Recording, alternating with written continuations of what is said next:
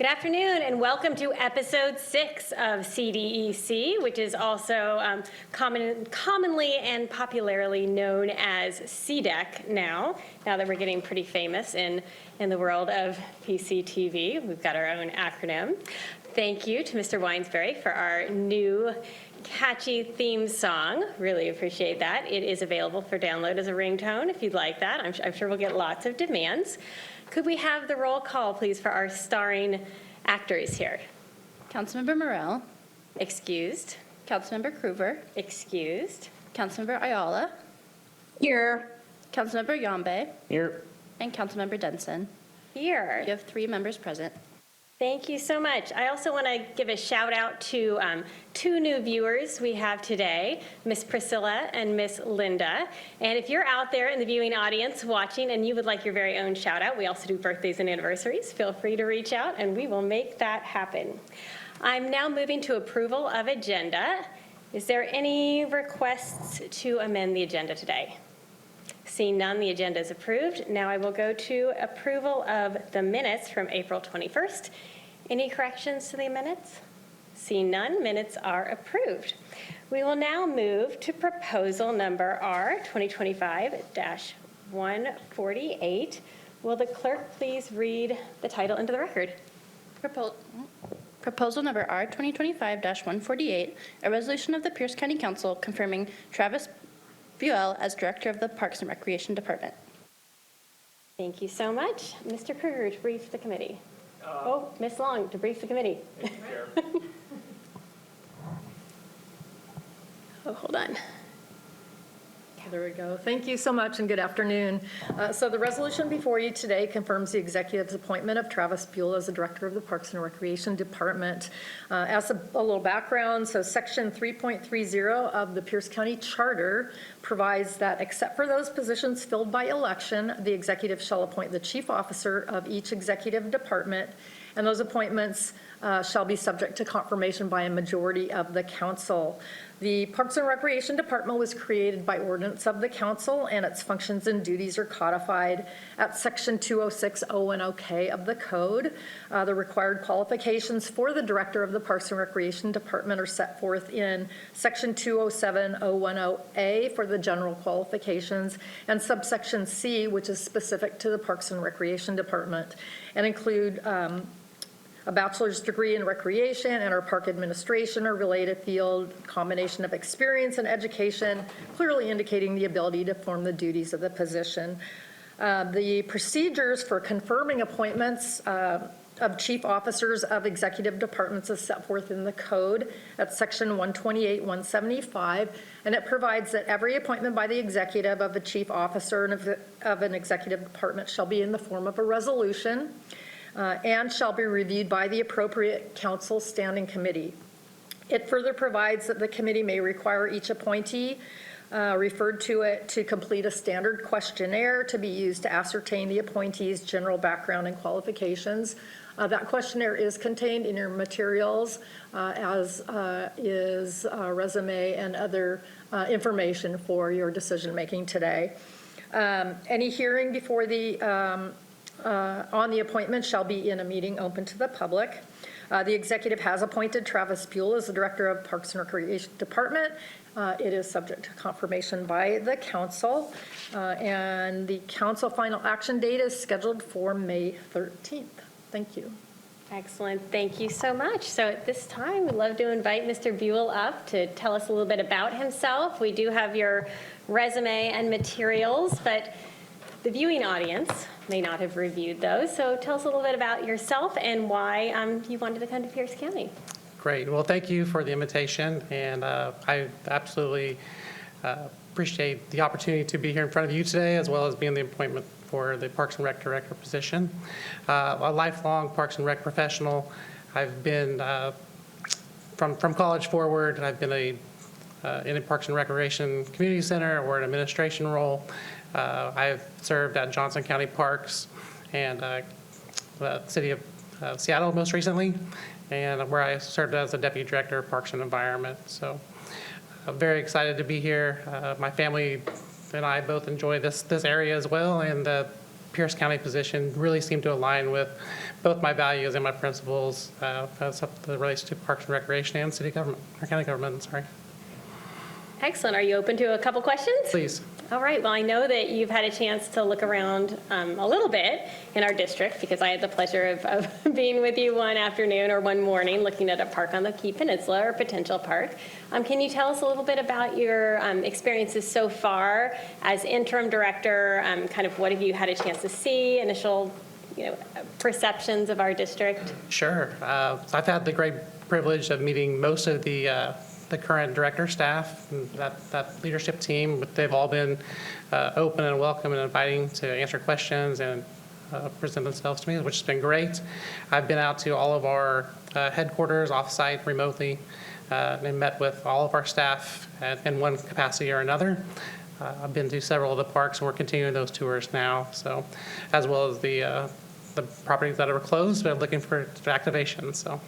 Yeah, we have a lot going on, a lot of park properties and a lot of potential park properties. Councilmember Yamby, do you have any questions? Oh, sorry. There you go. Thank you for your interest in submitting your name forward with all those applicants. And I was just curious, what any things that come to mind and what you plan to do or vision or what you hope to do in learning all about the different resources and the tools and the facilities at the disposal, any kind of vision that you have for our park system? Certainly. I've had several conversations with the executive team, and I feel like I'm getting a pretty good grasp on the direction that they would like to go. I've also have meetings on your calendars, I believe, to be on the 14th of this month, to gauge your interests and priorities as well. We are also looking at our PROS plan, which is an outward-facing project, as well as our budget. And so all these things lined up very nicely for us. And so once we get your input on which you would like to see, we're going to put those into a plan and present those to you. But we hope to align with both the executive team and the council. Maybe I'll rephrase mine a little bit. Is there anything that you're looking forward to particularly? Oh, looking forward to. Honestly, the environment has been a blessing. I've walked into some really great staff who have been more than accommodating to my questions and needs, and the teams in the fields show outstanding results.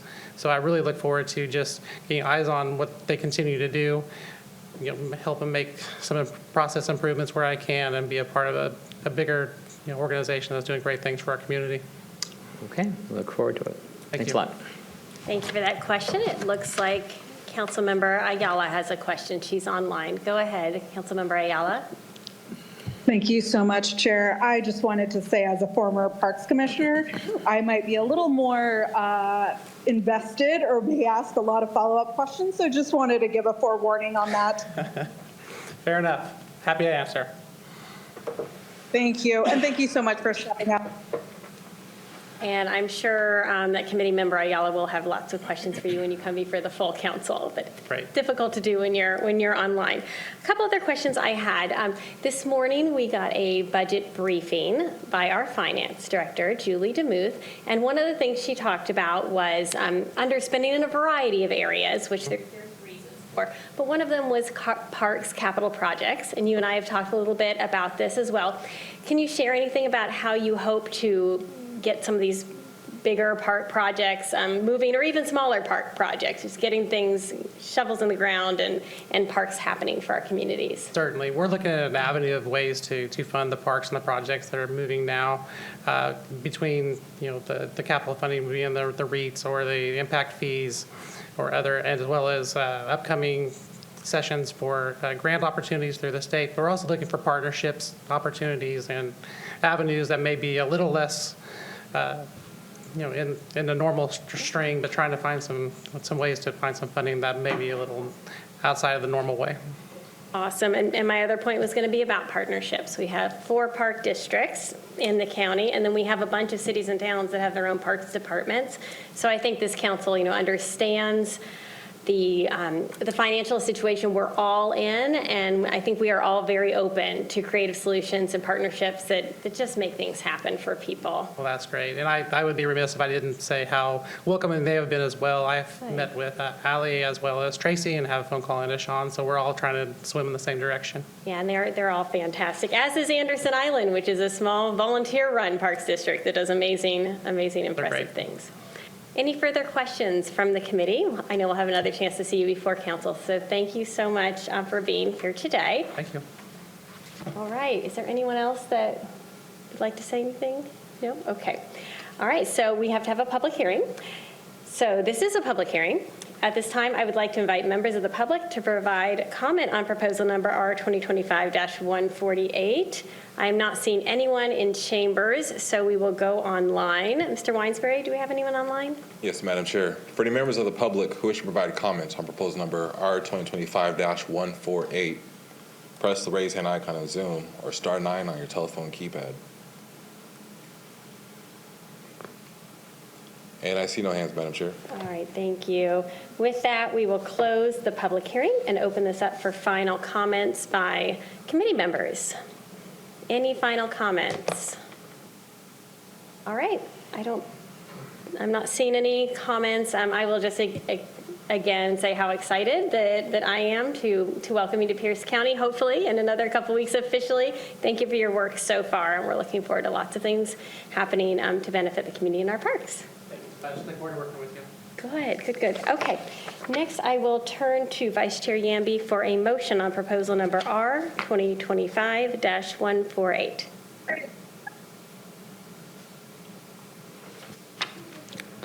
Madam Chair, I'd like to make a motion to pass proposal number R 2025-148 and move it forward to the council with a due pass recommendation. Second? It has been properly moved and seconded. All in favor say aye. Aye. Aye. Any opposed? And with that, the motion passes 3-0. Congratulations. All right. Next, we are moving on to a presentation by Mr. David Kinley, our Development Services Manager on Permit Workflow Improvement. And Mr. Kruger, would you like to introduce us? Yes, Madam Chair. In August of 2024, the council adopted an ordinance number O 2024-539S, amending 6 titles of the Pierce County Code to consolidate and streamline permit review procedures. Thank you, sir. The legislation was in response to amendments to Washington state law that were adopted in 2013 through Senate Bill 5290, which obligates local government to complete project permit review within specific timelines. The adopted code amendments modifying Pierce County permitting processes were based on recommendations from subject matter experts within county government, as well as building industry advisors that participated in the permit workflow improvement project, as it was termed. As you mentioned, David Kinley, the Development Services Manager in Planning and Public Works, is here this afternoon to provide the committee with a briefing on the initial implementation of the workflow improvement project, including the reorganization of the Development Services Division, the revised permit review and inspection process and timelines, resources available for customers, lessons learned through initial implementation, as well as anticipated next steps. And so with that, Madam Chair, Mr. Kinley does have a PowerPoint presentation he will walk the committee through, and we'll take questions. Thank you. Okay, thank you. Welcome, Mr. Kinley. Welcome to CDAC. Thank you. I learned how to do this last time I was here. Okay. Council members, thank you so much for the opportunity to come today and make this presentation. I'm going to preface with this workflow improvement project has been underway for some time. I believe it was 18 months to the point of implementation, which was that began July of last summer. I joined Planning and Public Works in June of 2024. So a lot of the work that had been done existed previous to me being with Planning and Public Works, and so implementation was really the my responsibility to take what was already crafted and implement it. So just wanted to preface with it's been a long process, and there's been some turnover in leadership in that time frame as well. So wanted to frame the conversation with that. Also, like Mike stated, we're going to go over our division organization. We're going to talk about some workflow enhancements, and then we're going to talk about the lessons learned. I'm sorry, next slide would be great on the agenda there. So we'll go over some lessons learned and what we're planning next. This was always intended to be an iterative process as we move through this pretty much wholesale change of how we were doing work. So next slide, please. So I'm not going to read these slides out loud, but I wanted to speak over them a little bit. In terms of the workflow redesign and organizational review, there was a couple different tasks that we had to address. The overall workflow redesign was to try to make us more efficient in how we do our permitting, how we do our plan review, everything from intake all the way through to inspection of those projects. And so a lot of what we're trying to do is remove things that were either duplicative or not necessary in the flow. That's usually when we're talking about making process of permits. Removing steps is one of the most important things that you can do in that process, and so there was a lot of that component here. And then organizational review, everything from our fiscal status to the structure of our department was addressed. Next slide, please. So as you can see, as I spoke to the time frame, this began in Q1 of 2023, and then through to end of Q2, beginning of Q3 of 2024 is when really we were starting to implement the plan. We saw how you could see how the teams came about at that point in time. So our structural organization really shifted at that point in time as well. So. Just call out on the roadmap there. We're actually Q2 of 2025 now, but the goal was to at this point, Senate Bill 5290 became effective in January, and so we needed to have all of our workflow done by that point in time, which included new timeframes. And so, and then you'll see in there the goal was always to refine, and then. Publish our new performance metrics and start our reporting to Commerce regarding the requirements of Senate Bill 5290. Next slide, please. So this all began in April of 2024. There was a significant structural shift within Planning and Public Works, where there was 4 different divisions that were consolidated into Development Services. And then, as you can see on this slide, Fire Prevention Bureau was added from the Department of Emergency Management in March of this year, end of March. And so really 5 divisions consolidated into 1 division is how this came about. So building and code enforcement, development engineering, development center, land use and environmental review, and of course fire prevention is now what is made the composition of Development Services Division. Next slide. So we have a structural organization. We also have a functional organization, and that's kind of how this is laid out right here. We formed this functional organization of having sections of a customer services section, which is the permitting center, formerly called Development Center, but it's the permitting and administrative functions within Development Services. Code enforcement got pulled out of building and code enforcement and created its own section. We briefed each council member last week on kind of where things are at with code enforcement, and then we have another presentation here to CDEC on the 19th. So we're looking forward to that as well. And then technical review section is, that's where all of the plan review happens. So every type of permit that we do falls under technical review.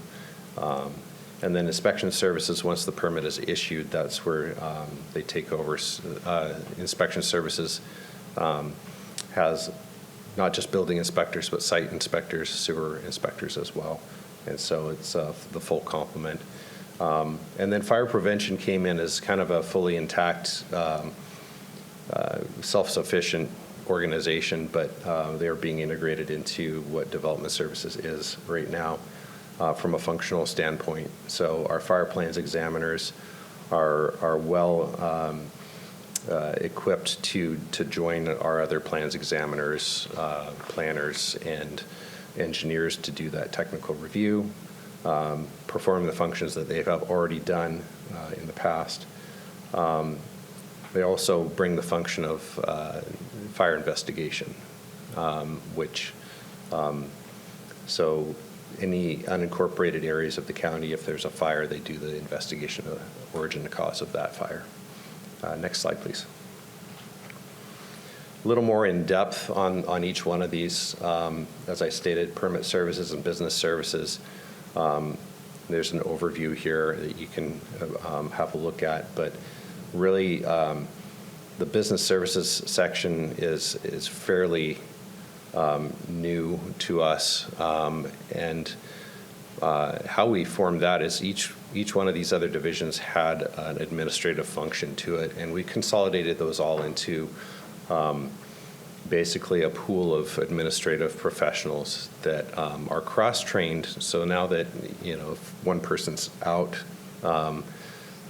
we have backup. There's more than one person that knows how to do that function. And so very intentional, strategic plan to make sure that we had coverage and that having one person out wasn't such a major impact. Next slide, please.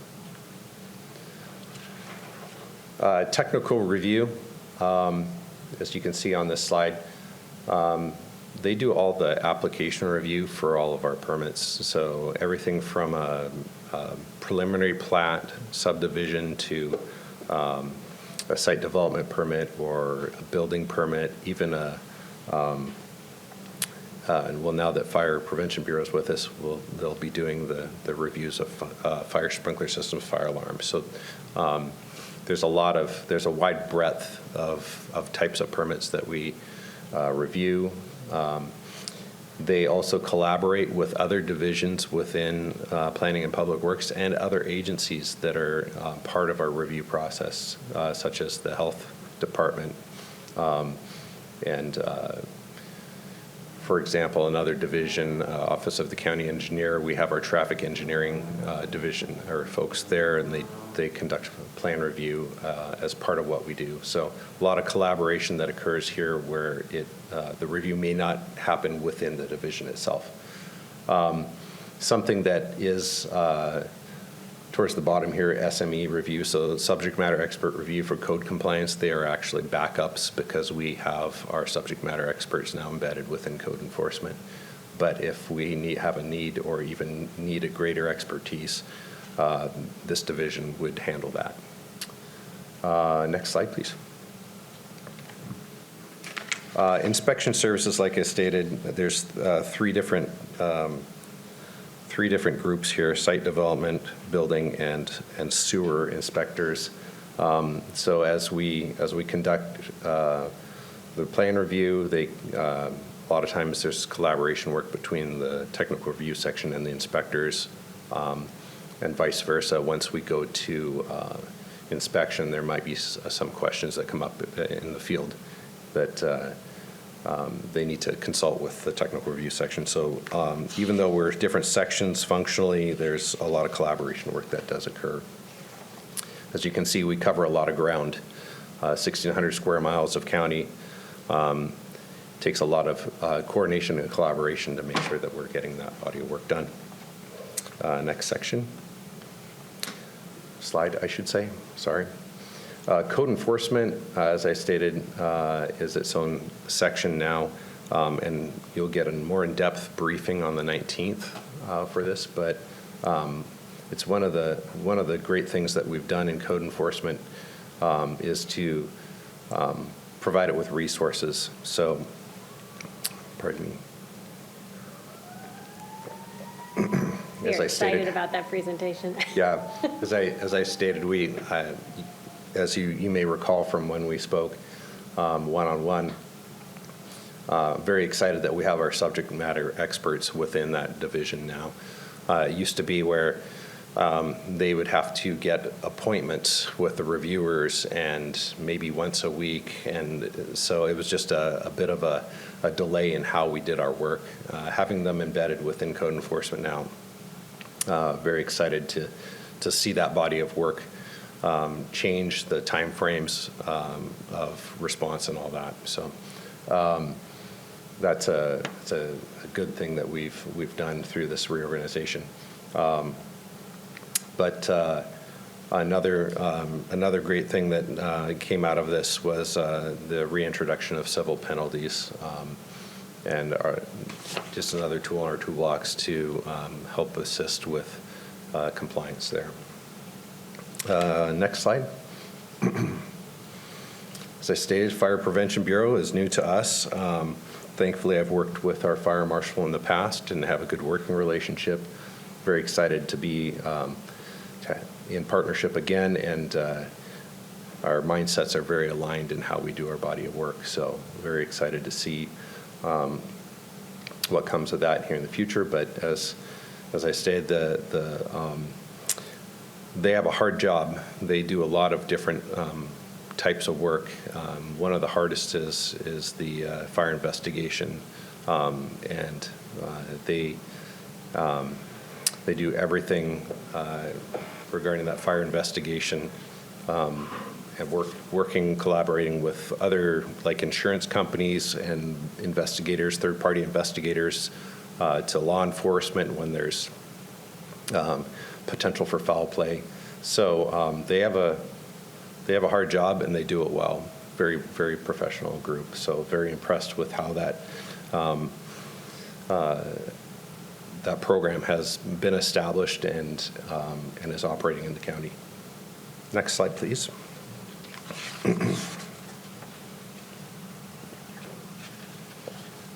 So in terms of our body of work and as it relates to Senate Bill 5290, as a review, Senate Bill 5290 was established in 2023, that legislative cycle, with the implementation date of January 1st of 2025.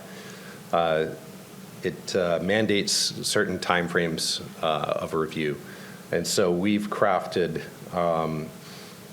this three-tier approach to our body of work so that we can make sure that we're hitting those timeframes.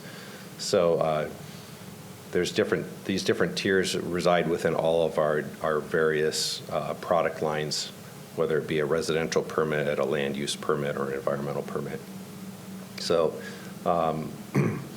tier 1 permits you can see how this have a target review cycle of 15 days for first review, then 30 and 60 days in sequence there.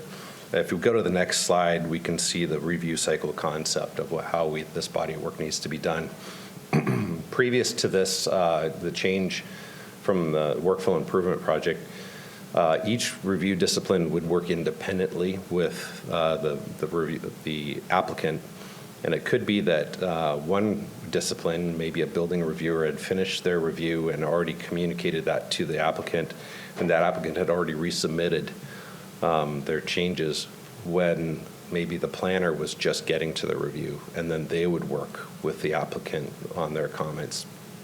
And oftentimes, many of those comments could be contradictory, or the work that was performed to respond to the first set of comments needed to be changed again based on the second reviewer.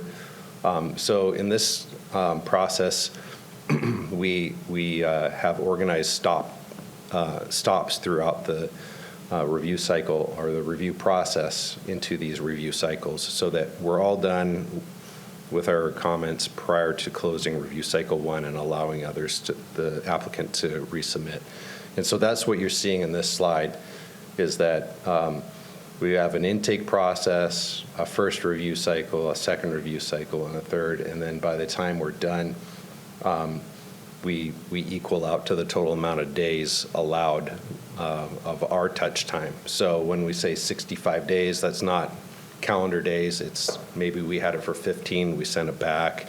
They had it for 15 to 30, they give it back to us, and we start counting again at that point in time.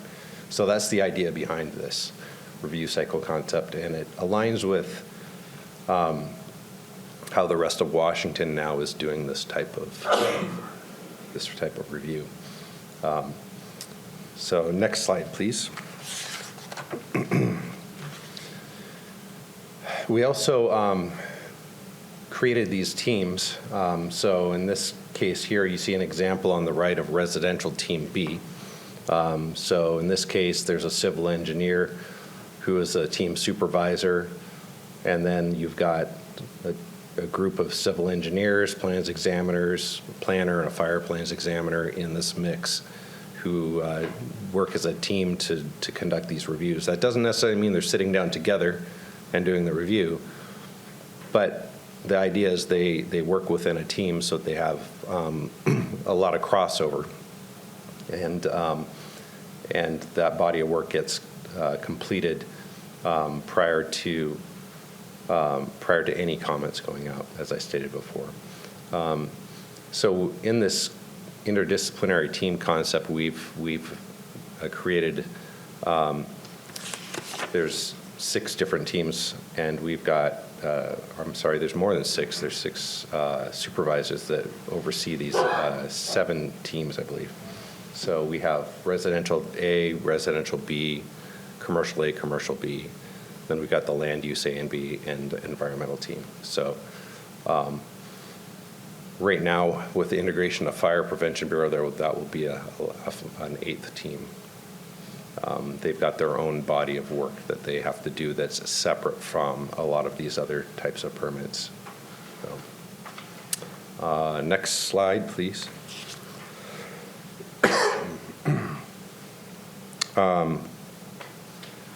We did a lot of consolidation of permit application types. We had over 168 application types, and we consolidated that down to 55.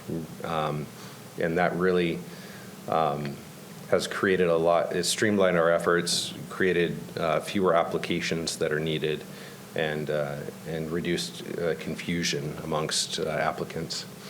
And then, of course, just a listing of different type of applications along with the product lines now. I'll actually enjoy seeing the fire prevention one there. That's new for this slide, but it's great to have them. Next slide, in our new intake process, I talked briefly about this, but we created all new applications, all new guides, and the other thing we've done is I created an online development resource guide for people to help them fill out these applications. But the customer guide, we've gotten a lot of actually good compliments from industry on this, is that in terms of clarity, there's a lot of clear guidance that is provided in these. We also have platted lots in critical areas that we have a special means of working with applicants on those. Next slide. The pre-application screening process, this is something that we introduced last fall, is now required on any applications that have parcels with identified critical areas, whether it be a wetland, a geological hazard, something to that effect. They have to go through this pre-application screening process before they're able to submit for their building permit. I can attest that everywhere I've worked, one of the biggest constraints in terms of time frame, what adds to the overall time frame of review is the fact that somebody could submit an application and not realize they had something like this on their property. And so maybe 30 days into initial review, we're going to tell them, oh, you have a wetland on your property, you need to get a biologist to provide a wetland delineation report. And then that takes them a couple months to get somebody online and get that work done. Meanwhile, that permit is just sitting there. And they initially are anticipating that they're going to have a permit in 30 to 60 days. And here we are now months in and no permit in sight. And so this is really to help the applicant. It is also to help our workflow. But to identify these constraints up front is really helpful to the overall project. And so that's why we're requiring this to happen up front. So, Mr. Kinley, this is for Yes. all applications have to have this? All applications where the parcel has any type of critical area. And so we encourage people to be checking with us up front, as well as using our online resources to identify those things up front, whether it be a wetland or a stream. Something like that would be could be detrimental to the overall project schedule if they're not aware of it when they apply. Okay. Yeah. Mr. Kruger, do you have a I just had a question? kind of a follow-up question on this. This is interesting to me. How does the department make kind of distinguish when it comes to pre-application screenings for projects with critical areas and versus maybe a project that might have some sort of a complicated land use issue involved? So in my way of looking at this with the timeline I saw showed that some sort of pre-application screening is critical in terms of establishing a vesting date to make sure that you have everything you need in order to approve a permit. Can you talk a little bit about how a pre-application screening differs if it's a site with a critical area versus maybe some site that does not have a critical area, but you're still needing to do a review before you can take the application in? So that would most apply to maybe a project that needs a land use action prior to being able to submit for a building permit, whether that's a conditional use permit or something to that effect, right? And so How about this scenario? Someone comes in and they want to get a building permit for something that may not just be, maybe it's not permitted in the zoning. Right. Simple as that. Yeah. How do your folks, what do they do to identify that flaw during some pre-application something before the application lands right. in intake? So That's my question. Yeah, no, that's great. There's a couple different methods of doing that. They could get a customer information meeting and gain that information up front. But the other thing that I'm glad you're bringing up, because we are in the middle of adjusting our pre-application screening process right now in our lessons learned from about October when we started doing these to now. We realized that there's a component of review that might not be environmental, but it would be good to know up front. So whether that be a land use issue, a zoning issue, or anything else, building constraint, those types of things. So we are adjusting that right now. We've implemented part of that by having planners more involved in the process rather than it just being an environmental review. But we are phasing that in to help have all of our other review experts, the subject matter experts, be involved in that. So we're working towards that. But I think the land use side of it is resolved right now.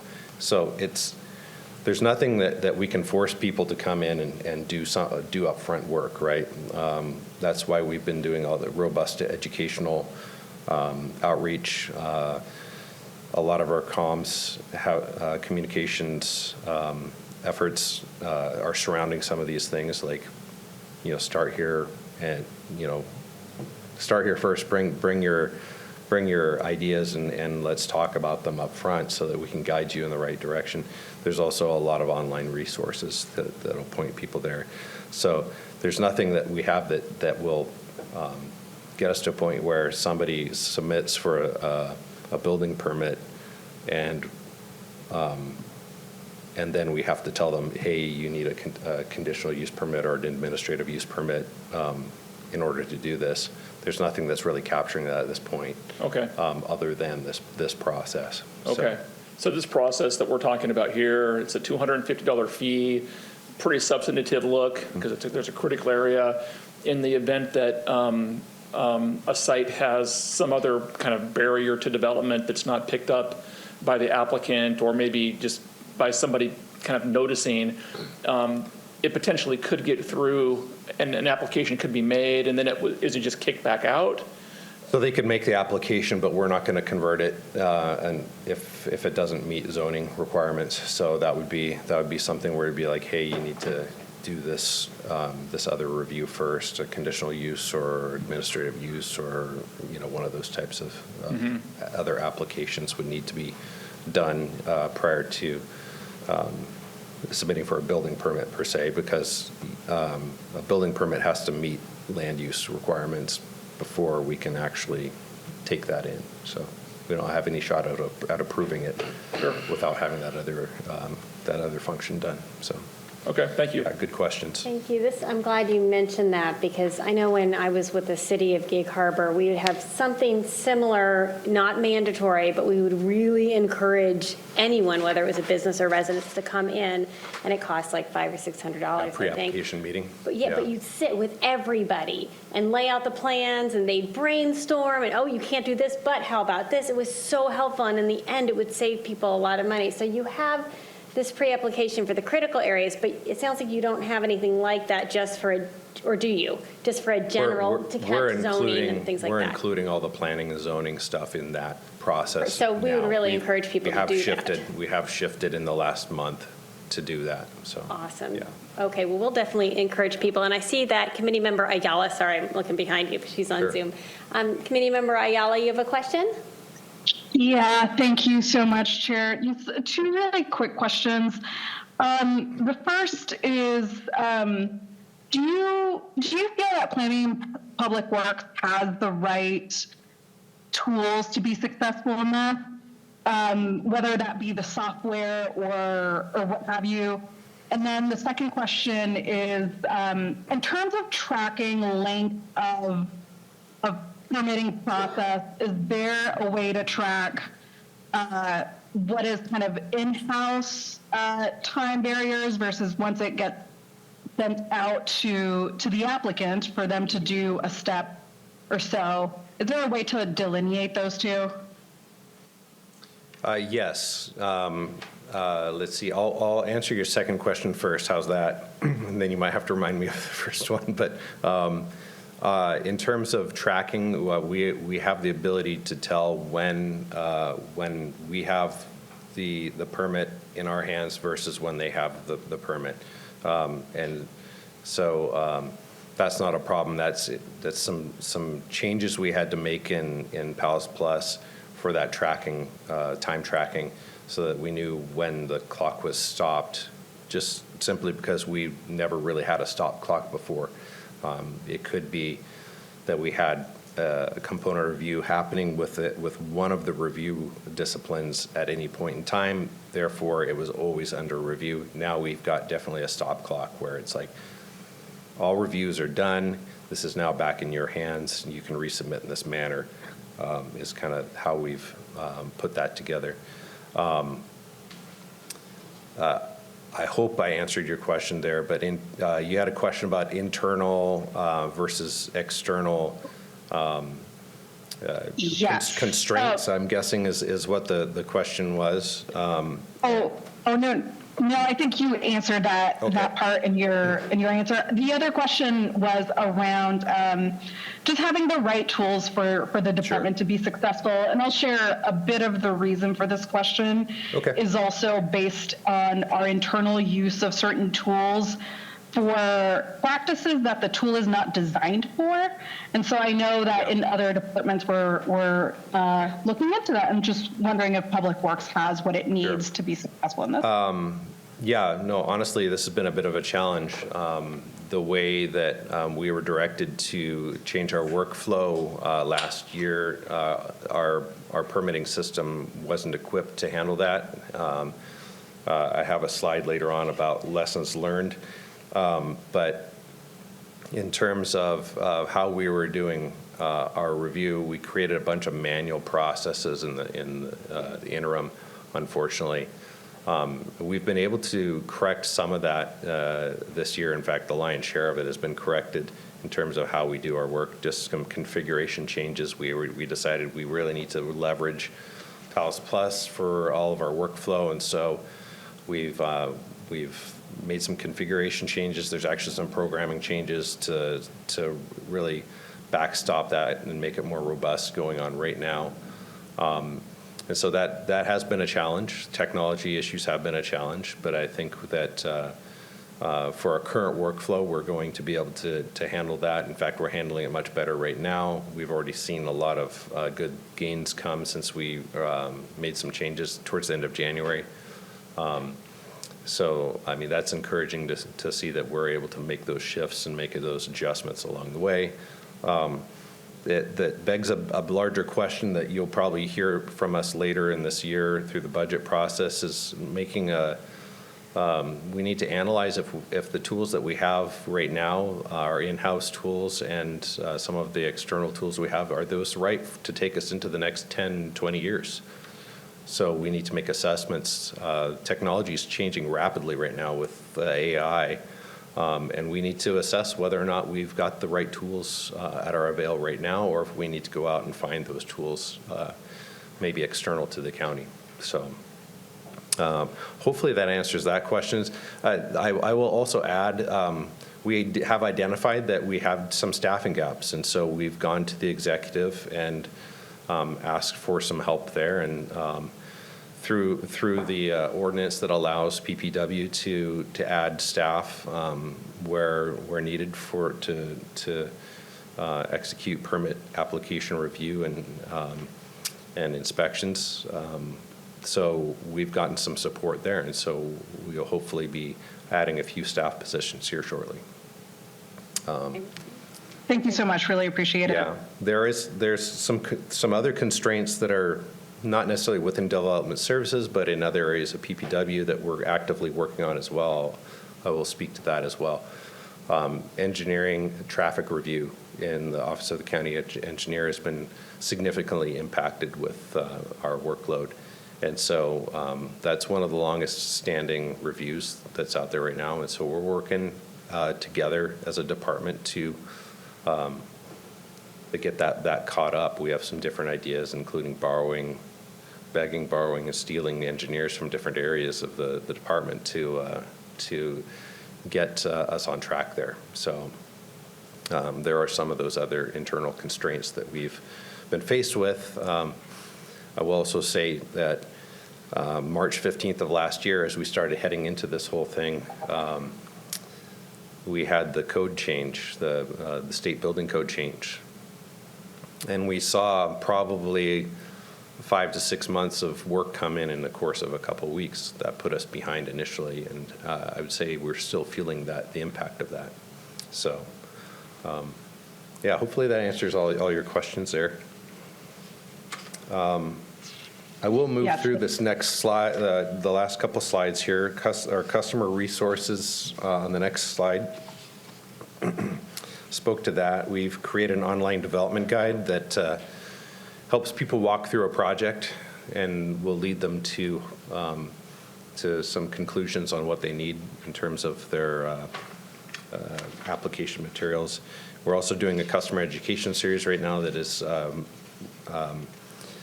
well received by the development community. We've had upwards of 100 attendees at these, and it's like a lunch and learn, about an hour long. Come in and we go over a particular topic to assist people in their applications. Go through the next slide. I just kind of hit on that one. We'll skip past that one to lessons learned. I already spoke to this a little bit, but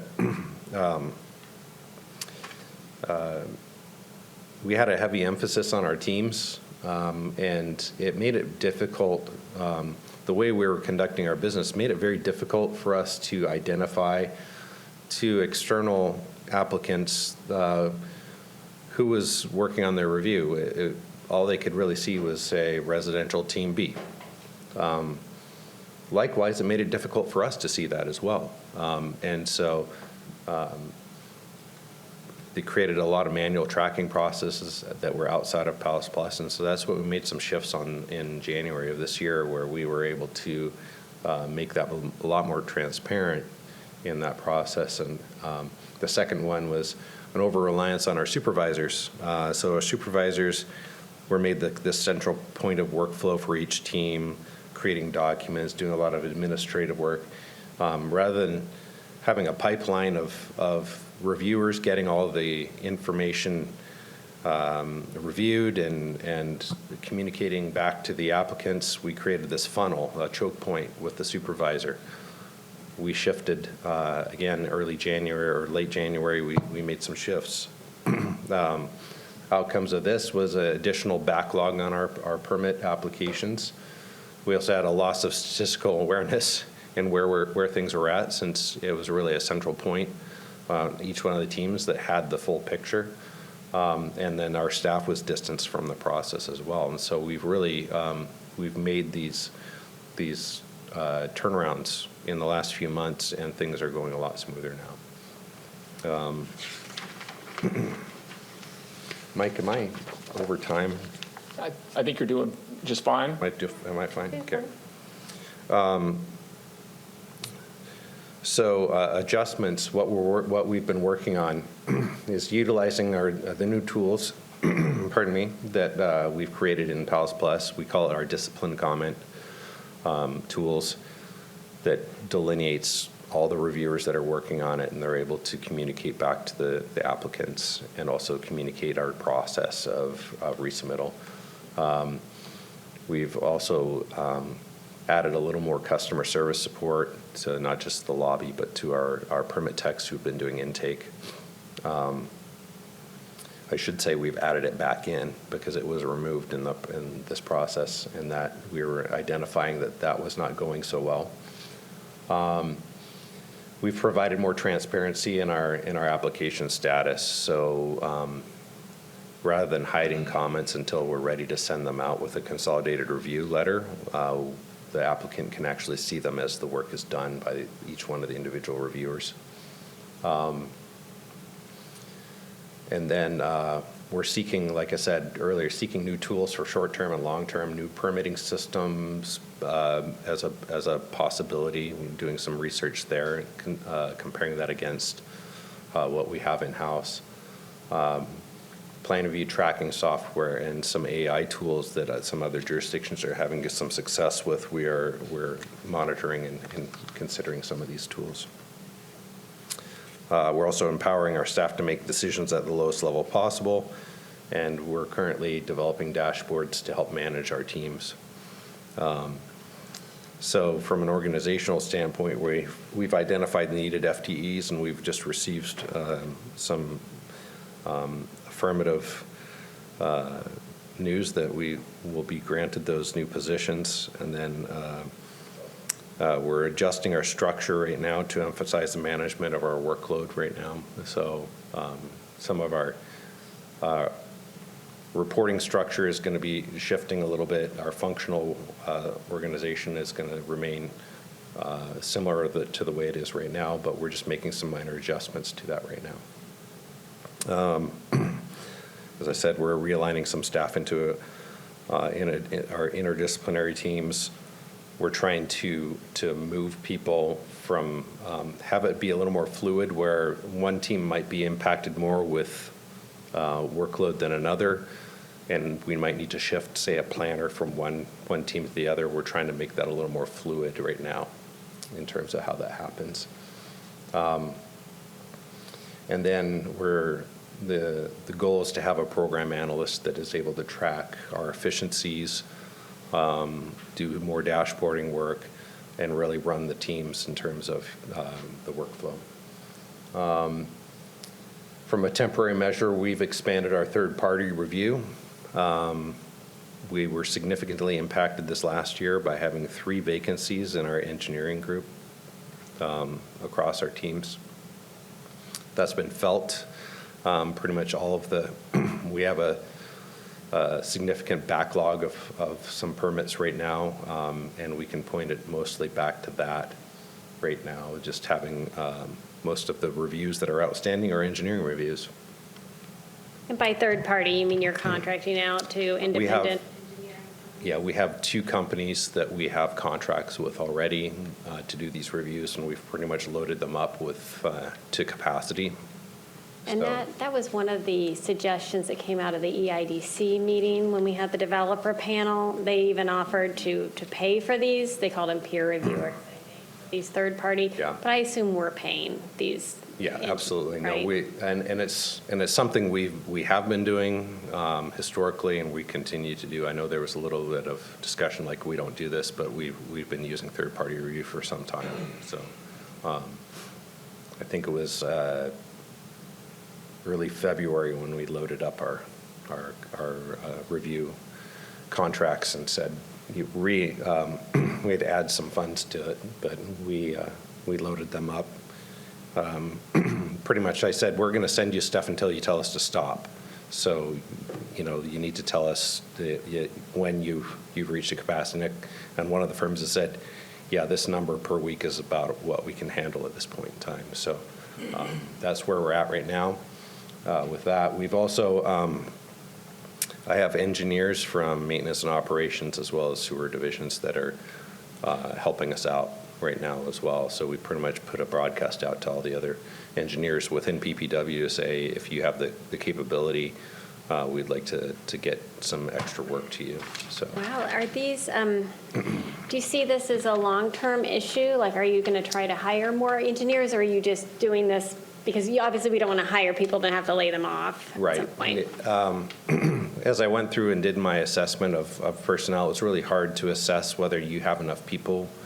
I had 3 positions that were vacant, 2 since about May of last year. We filled those 2, and then we had another vacancy in early December, and we filled that one as well. So it's really hard to do an assessment when you have that much vacancy. Yeah. So I think we're going to be okay with what we have, although it's really hard to make that assessment at this point in time. We have 2 that are still training. Out of those 3, there's 2 that have a lot of training that need to be done. A third, thankfully, we were able to hire a very veteran engineer who's worked in other municipalities and as well as doing design work in the private sector. And so he's really significantly helping out right now. So I anticipate over the next few months we'll have a better view of whether or not additional engineering staff is necessary. But just by adding up an engineering position doesn't necessarily mean that we're going to have the help because it took a long time to hire these 3 positions. We had several rounds of interviews, didn't find the right fit. In a couple cases we did and made offers, and they chose to go elsewhere. So it's a very competitive job market for engineers, because they're not just looking for government jobs, they can take the private sector roles as well. And so oftentimes that's a more lucrative pathway for them. So like I said, very difficult. And that's not unique to Pierce County. That is industry-wide. So, I'm sorry. Committee member Yamby had a question. I'm sorry, I wasn't paying Hey, attention. Dave, you were starting to answer the question that I was asking.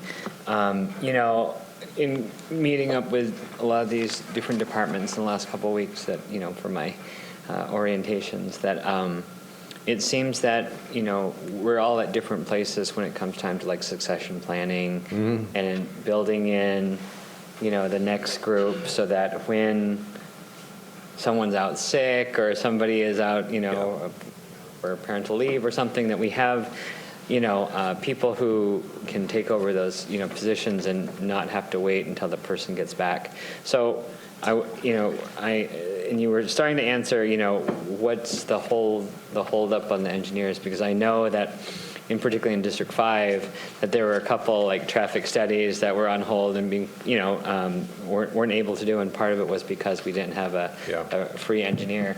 So, is this something, and it sounds like it's something that we should be paying attention to, going forward as, we're restructuring the department, which I'll give kudos to Planning Public Works for, first of all, from the developer standpoint at our last meeting for the committee, that it seemed that everybody likes doing business in Pierce County and they like working with the staff at PPW, and just, the big things are, the time delays and making things happen in a reasonable time frame. And then the other one is, having these, expectations and a little bit of certainty in what you can build into the processes is always at top of mind for people. But yeah, what is for the council's, long-term thinking? Should we be, hey, we need to invest more in, looking for engineers, or, keeping that up? Is it something that we can do something about, or is it something outside of our hands? I think a lot of it is outside of our hands. You'll hear. I think a lot of people think the answer is, well, we need to be more competitive in our wages and benefit package and that type of stuff, which could be true. I haven't had enough time here at Pierce County to really form an opinion on that. I know that when I was at my previous jurisdiction, we joked about we need to answer the phone as Pierce County Training Annex. Can I help you? Because we lost a lot of people to Pierce County. So to look at that, I mean, that's just the case. It was a 20 to 30% pay disparity, and it's an adjoining county. So that it could be that as we look at some of our other surrounding jurisdictions, I know that City of Tacoma pays more than us. I know that City of Seattle pays more than us, and I know that King County pays more than us. But that list of competitors is shorter here, thankfully, than what I've experienced elsewhere. From an engineering standpoint, we don't just have jurisdictions that we compete with. We compete with private party. We compete with the private industry, and so that's difficult. A colleague of mine who was with WashDOT for 12 years just went to go work for a private firm, and it was basically doubling his salary. He said, "Yeah, I'd love to continue in public service, but this allows me to really provide for my family." So that's what we're dealing with now. I wouldn't put us in comparison with WashDOT in terms of pay. We do very well here. So, but there are some of those other factors, right? So I don't know that there's an answer, because we have to follow certain criteria in terms of how we do our comparisons. So yeah, it's just one of those things that, when we explain to constituents and say, hey, the reason why that this project is taking a little longer is not only because, maybe the resource costs and, all the other stuff, but it's also because, engineers, those things. It's good to know, because it's like, like SPD or something, who can afford some of those, more competitive salaries, for example, for law enforcement than like the old city of Fife or a Gig Harbor or something. And so, you're often competing within those things too. And that's true. I know that I will say that our excuse of saying that, we just don't have enough people, that will only last a little while. Before we really have to dig in and figure out how do we make this work for the long term.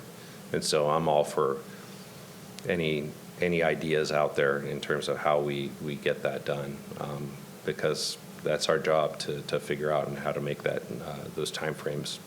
Yeah, but I think that if there's anything that I take away from this is that we've got a good foundation, and we've got a good group, and it's just a matter of making those efficiencies and thinking creatively, and what your department seems to be pivoting towards is very helpful, and I'm very encouraged by it. So thanks, Madam Chair. If we go to the next slide, the what's next slide, you'll see kind of some of my ideas on this. And so down towards the bottom, I talk about technology research. I think a lot of what is going to help us out is if we embrace current technologies, we're going to see efficiencies. So there's all kinds of products out there. I don't know that I'd go out and buy them today, but in terms of AI, but they're being developed, and we have to stay on the leading edge of some of these technologies in order for us to be able to do the body of work that's out in front of us. I'll be honest, I think we really have to embrace a lot of what's out there, and be more creative. So what else is next? I already spoke to it, modification or pre-application screening. We're working on that right now. Want to assess our site development permit process. As we heard in EIDC a couple weeks ago, there's ideas out there, right? And we're all about working with industry to find better and faster ways of doing things. We're making internal organizational structure adjustments. Fees, I've got another slide after this, but we'll talk about that a little bit. But we were directed by council towards full cost recovery, 100% cost recovery, and I'll speak to that a little bit more in a moment. And the expansion of dashboard use. So as we have better transparency for our external stakeholders, we can also have increased productivity internally, just to better visibility of our workload. And so that's leveraging those technologies again. Let me see if we go to the next slide. Just wanted to do a little bit of a, pardon me, I'm going to take another drink here.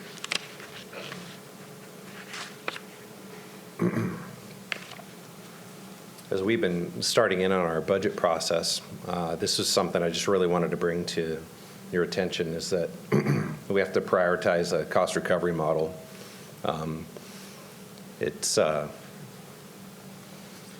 We can't really continue to use funds from different areas to subsidize this private development is really what it comes down to. Our analysis shows that we're currently at a 60% overall cost recovery rate for development fees. That's anything other than building permits. And so Fiscal Policy 6, it allows us to adjust using a methodology that's designed to avoid the significant impacts to the market, and it's laid out here on this. So if we are at less than 80%, we can increase the fees by 10%. If we're less than 70%, we can increase by 15%, and so on. We're able to assess every single one of our applications, and they're all over the board in terms of cost recovery right now. But as we put it all together, it's about 60%. And so as we apply this methodology to our various line items of different fees, we project in the next biennium that we'll be at 62% cost recovery. So if we go every two years, every biennium, and we're only increasing by 2%, we're never getting to 100%, at least not anytime soon. So just bring it to council's attention that we need to take a closer look at this fiscal policy and make some adjustments in order to get there over a short term. You're telling us you're going to come to us with a proposal to increase fees. Yeah, we will come with a proposal to adjust this fee policy 6 and come with a proposal on how to get there a little faster. That makes some significant impacts on fees as we move forward, though, and so that's something that we have to temper against economics at this point in time. So need to have a very deliberate approach to how we do this, but this has been identified as we've done this analysis that it's hard. It's going to be hard to get there. Well, okay, go ahead, Committee Member Yamby. So David, since I'm new, I'm going to ask this. When the council issued the directives of 100% cost recovery, did we compare average cost recovery for neighboring counties like King, Snohomish, or like Thurston? What's the? I don't know because that predates me, but okay. We participate in a fee survey every year where we compare against other jurisdictions, and of the Puget Sound metro counties, Snohomish, King, Kitsap, and Pierce, we're the lowest in our permit fees. So, and in some cases, quite significantly. So that's something we're taking a really close look at right now in terms of, cost recovery and then adjacent jurisdiction comparisons, so. Okay. When might we see your recommendations for fee adjustments? That's going to come through a decision package with the budget Okay. process. I'm always curious because, government is, for example, this is an analogy, but, we have these pools, municipal pools, and sometimes, it's a government service, and we all recognize that some of those costs will be eaten by government, and you're just going to, it's a public service.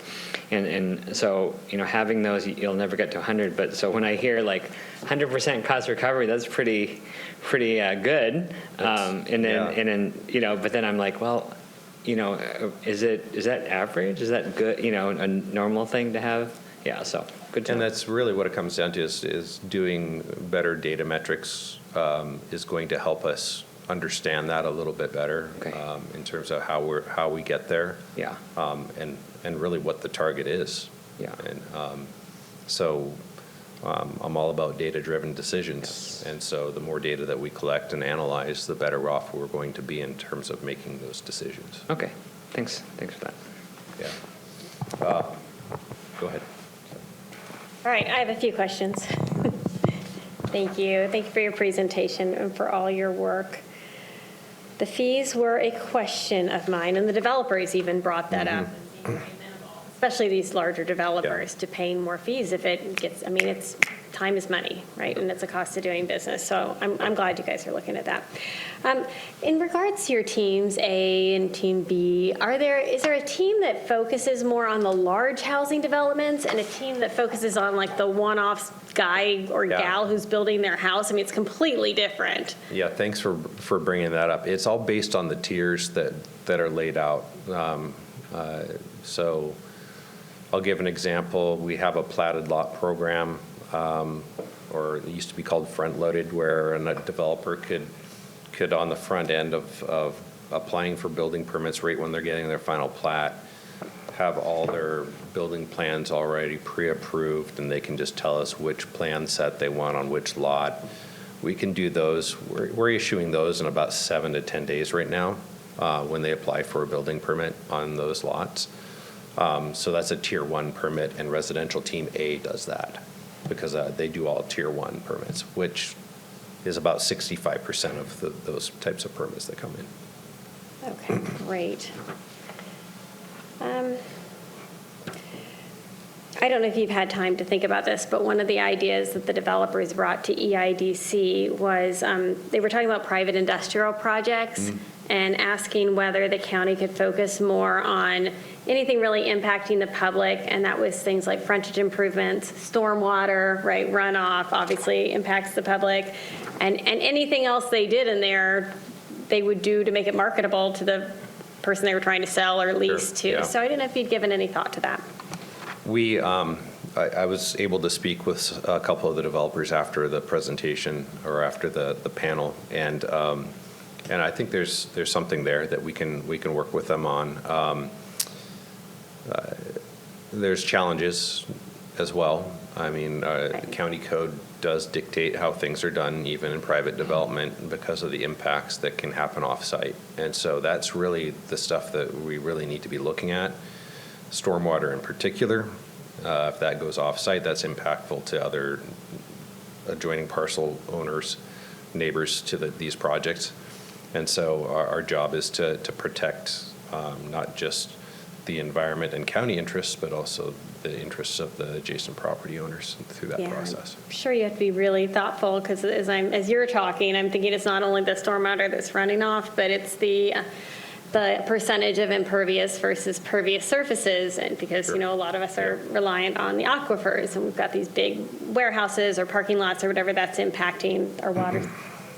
Exactly. But thanks for being thoughtful and about that. Is there anything else legislatively? You talked a little bit about the fees, but as you've learned lessons from a couple months of going through this new process. And if not, that's fine, but we want you to feel comfortable coming to us if there's things that we thought were a great idea and it turns out it's not working so well. We want to be able to help you to change that. Yeah, thank you for that. Fees are probably number one. We've also identified a minor package of administrative edits that we need to be done for building and fire code in particular, as well as just some of how we function as a division in our processes. So there's some of that type of work that we will be collaborating with long-range planning on to put forward some administrative edits more than anything. Sure.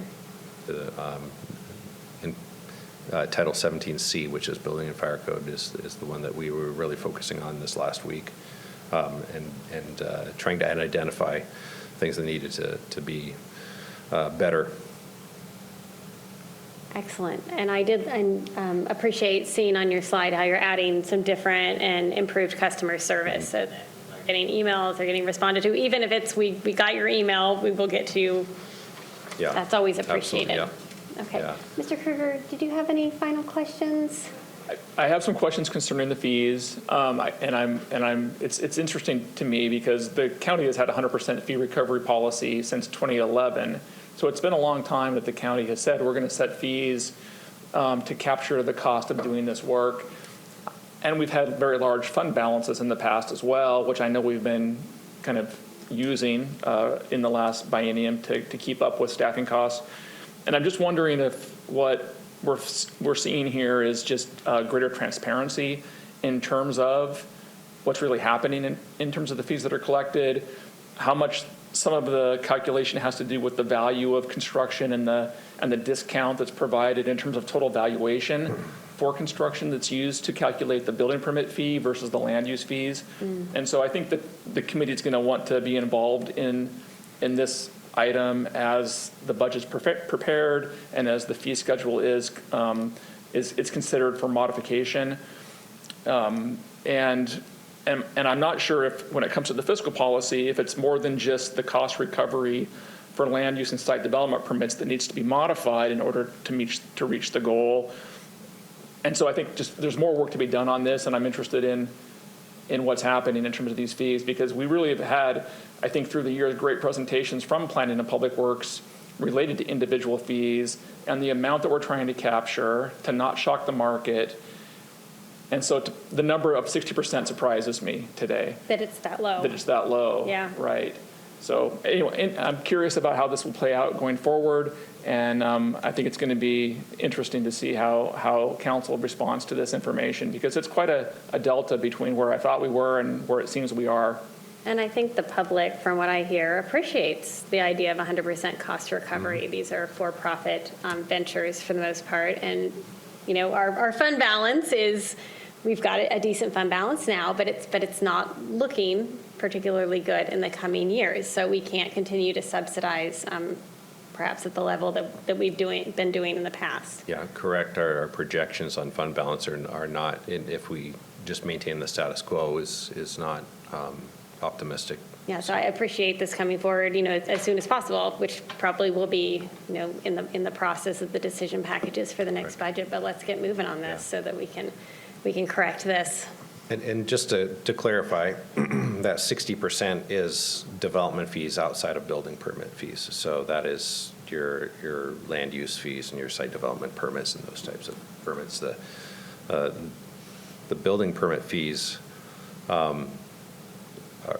as we look at our adjacent jurisdictions, those are the ones that we appear to be behind as well, all our adjacent jurisdictions. So we do a study every year of a 2,000 square foot home and the cost of permitting that 2,000 square foot home.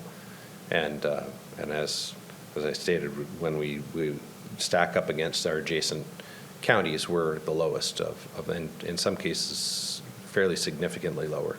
So, yeah. And we're not doing cost recovery 100% on the building permit fees either.